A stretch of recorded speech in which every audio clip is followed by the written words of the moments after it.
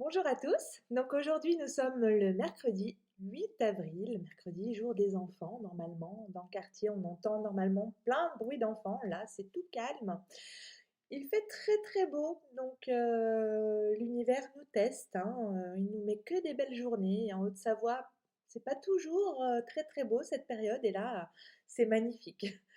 Donc aujourd'hui, une petite citation de Pierre de Coubertin qui dit chaque difficulté rencontrée doit être l'occasion d'un nouveau progrès.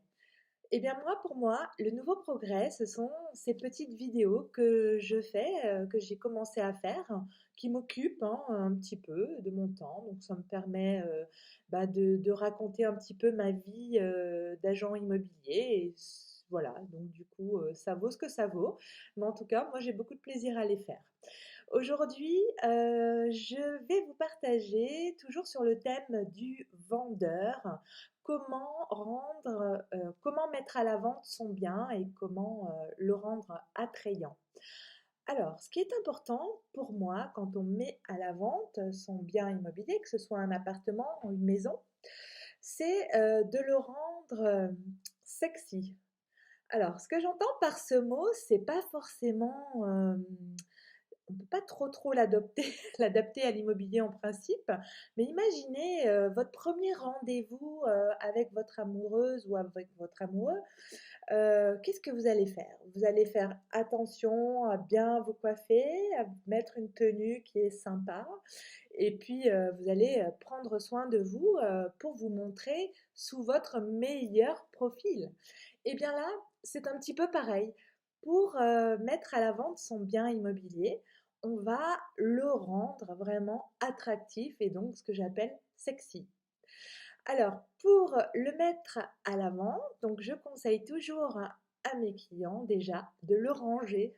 C'est bête, mais c'est de l'histoire vécue. La chambre d'ado qui est tout encombrée, euh, avec des chaussettes et les caleçons qui traînent.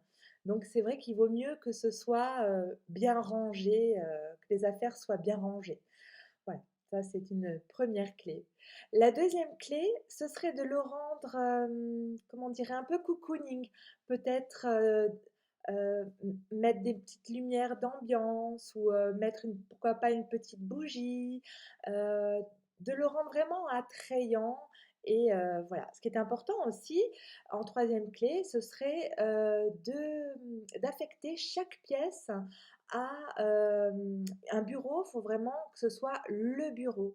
Une chambre, la chambre à coucher, c'est bien que ce soit juste la chambre à coucher et non pas, par exemple, la chambre à coucher avec un bureau tout en bazar. Voyez, c'est bien d'affecter, je trouve, chaque, chaque pièce a une utilité.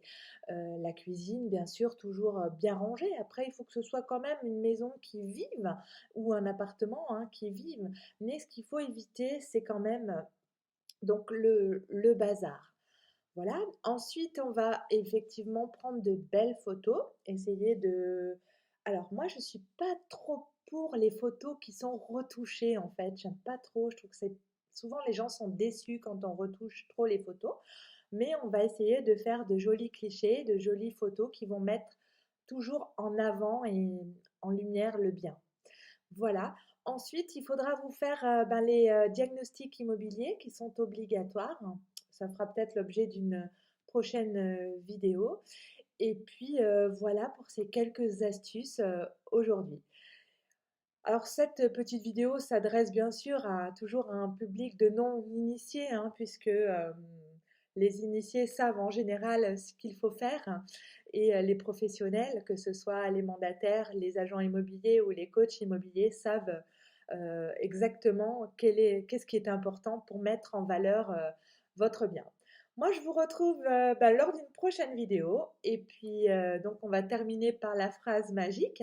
Prenez soin de vous et ma sœur m'a dit aussi, elle est assistante médicale, il fallait que je rajoute quelque chose, restez chez vous. Donc ça, c'est très important. Très belle journée à vous, à tout vite.